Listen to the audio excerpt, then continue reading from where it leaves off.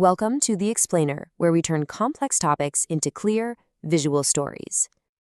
All right, let's just jump right in with something I'm sure you've seen. You know when you pick up an old CD or a DVD and you tilt it in the light? Where does that incredible rainbow of color come from? And get this, it's not just CDs. Have you ever been at a deli and noticed that weird, kind of iridescent sheen on a slice of roast beef? Well, believe it or not, the reason for both of those things is exactly the same. It's this amazing physics phenomenon, a core property of all waves, called diffraction. So what is this thing? What's the deal with this effect that connects your old music collection to your lunch? Well, it all boils down to one simple idea: how waves act when they run into something. Okay, so here's the simple version. Diffraction is just what happens anytime a wave hits an edge. Think about it. It could be the edge of a doorway or a tiny microscopic groove on a CD. The wave doesn't just hit a wall and stop, and it doesn't just go straight past it. No, it actually bends around that edge and spreads out into the space behind it. Now, you might be thinking, wait, isn't that refraction? And that's a super common mix-up, but they're totally different.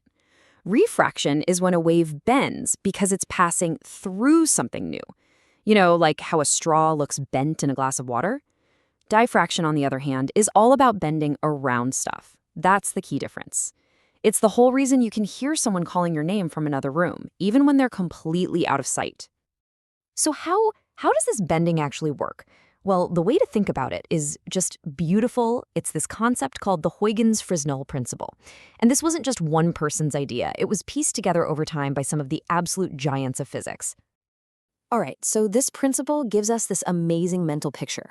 I want you to imagine a huge ocean wave hitting a seawall, but there's a small opening in it. As the wave passes through that opening, think of every single point on that wave in the gap as becoming a brand new source of its own little circular ripple, a wavelet.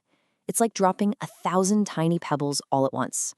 Then, all those little wavelets spread out on the other side, and they all combine and interfere with each other to form a new wave that's now fanned out.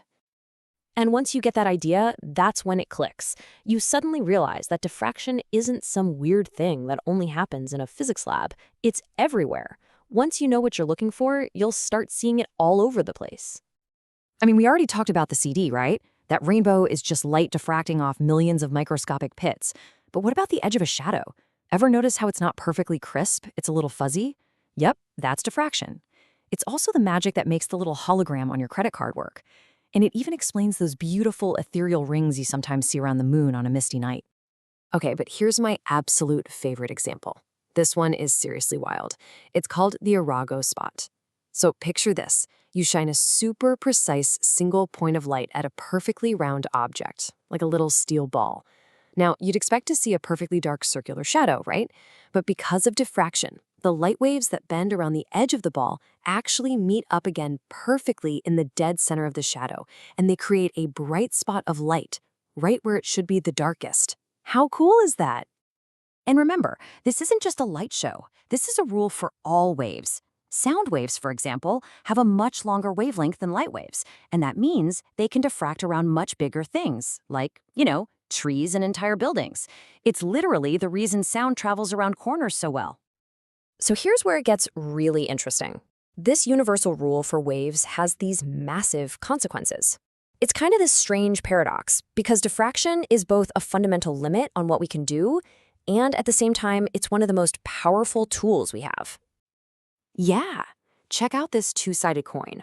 On the one side, diffraction is basically the bane of an astronomer's existence. It's a hard physical speed limit on how sharp our images can be. No matter how big or perfect you build a telescope, the light from a faraway star is going to diffract as it enters, spreading out into a little blurry spot. That's a hard limit. But then you flip the coin. We can weaponize that same effect. Scientists can shoot X-rays at a crystal, and by analyzing the exact pattern the X-rays make as they diffract off the atoms, they can work backward to map out the crystal's 3D structure. This is how we figured out the double helix structure of DNA. We used diffraction to literally see the shape of life. Okay, but the story isn't over. Not even close.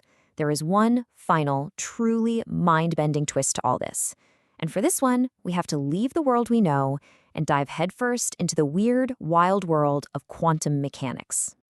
Up until now, we've been talking about things that are obviously waves, right? Light, sound, water ripples, that makes sense. But what if I told you that solid particles, the actual building blocks of matter, can also act like waves?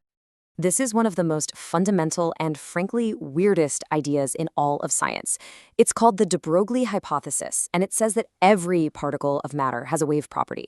I'm not just talking about tiny electrons, I mean everything. You, me, a bowling ball, we all have a wavelength. And this is not a metaphor. It's a measurable, physical fact about how our universe is put together. And look, we're not just guessing here. We've proven this in labs over and over. Scientists have literally shot beams of electrons, neutrons, even whole atoms and big molecules through tiny little slits. And they watched as these particles created diffraction patterns on the other side. They acted exactly like waves of light. Solid matter was behaving like a wave. So, that just leaves us with this final massive idea to chew on. This one single phenomenon, diffraction, connects the rainbow on a CD to the fundamental structure of our DNA, and even to the wave-like nature of matter itself. It pulls back the curtain on a hidden layer of reality, showing us that at the deepest level, the universe is not at all what it seems. Which really makes you wonder, right? If particles can be waves, what other incredible secrets are hiding right there in plain sight, just waiting for us to see them?